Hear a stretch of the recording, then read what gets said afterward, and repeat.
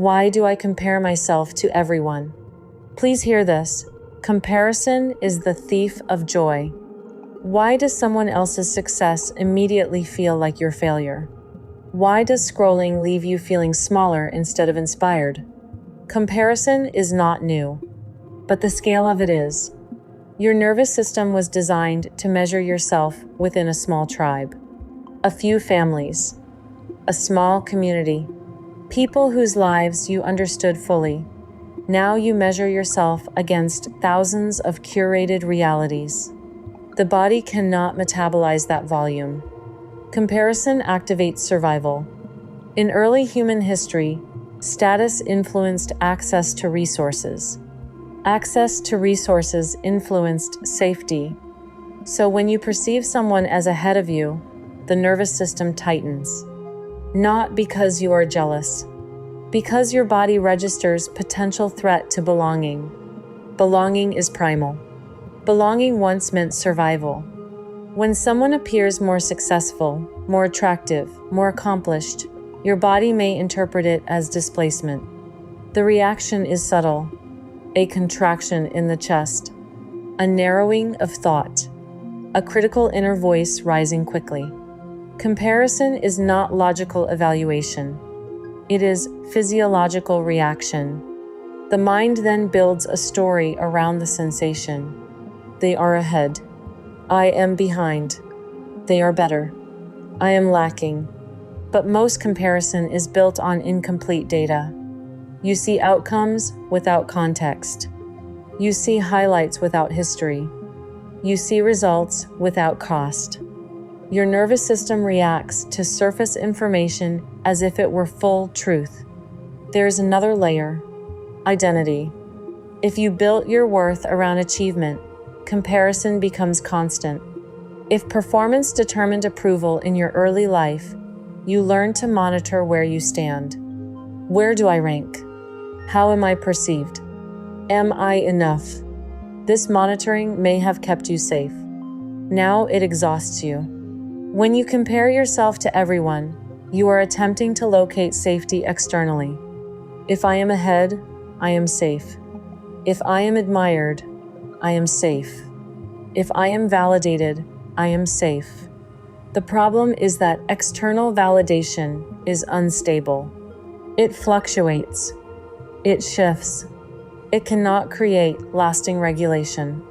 So, you check again and again and again. Comparison is often rooted in insecurity, but insecurity itself is rooted in instability. If stability was inconsistent early in life, you may not trust internal value. You look outward for confirmation. Outward confirmation feels reassuring for a moment. Then it fades. The cycle continues. Modern culture amplifies this pattern. Algorithms reward visibility. Visibility creates illusion of constant progress. You see 20 promotions in a day. You see 10 engagements. You see travel, growth, expansion. Your nervous system cannot contextualize scale. It registers acceleration. Acceleration triggers urgency. Urgency triggers self-criticism. Self-criticism narrows perception. Narrow perception magnifies deficiency. You overlook your own progress. You minimize your own growth.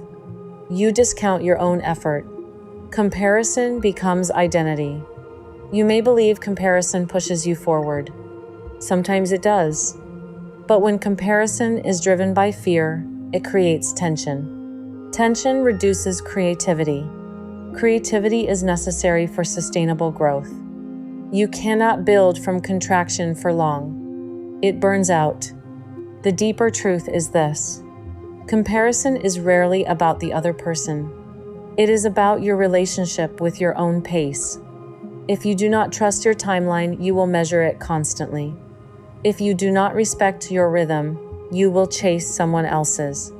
Your life is not meant to unfold identically to anyone else's. But cultural messaging implies linear progression. Graduate, advance, accumulate, achieve. The nervous system interprets deviation from this script as threat. Threat to status, threat to belonging, threat to identity. So you compare. Comparison attempts to reestablish orientation. Where am I relative to others? But orientation built on external reference points is unstable. It shifts daily. True orientation is internal. What am I building? What matters to me? What aligns with my values? When those questions anchor you, comparison softens. Comparison also intensifies when you are disconnected from your own vision. If you are unclear about your direction, you will borrow someone else's. Borrowed vision increases dissatisfaction because you are measuring yourself against goals that are not yours. There is a difference between inspiration and comparison. Inspiration expands. Comparison contracts. Inspiration says possibility exists. Comparison says you are lacking. The nervous system can feel the difference.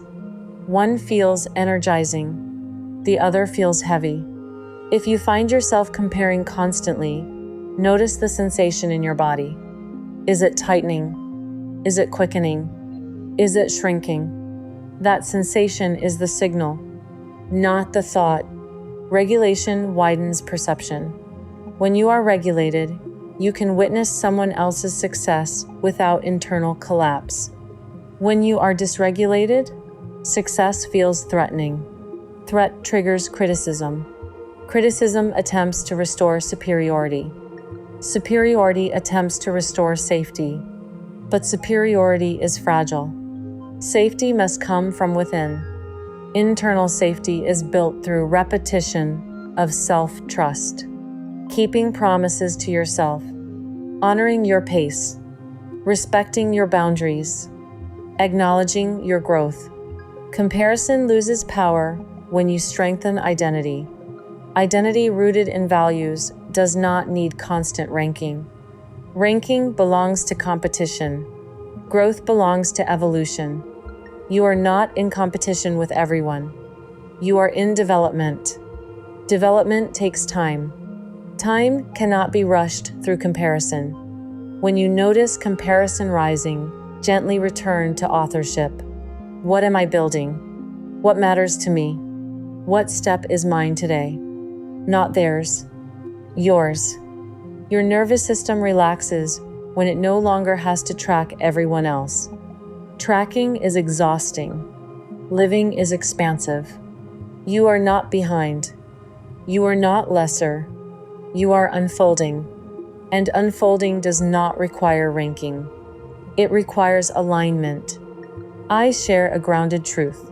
My name is Nicole Oliveena, designer of emotional architecture, and these are my authentic words. Please like, subscribe, and share. It allows the good to win in the world.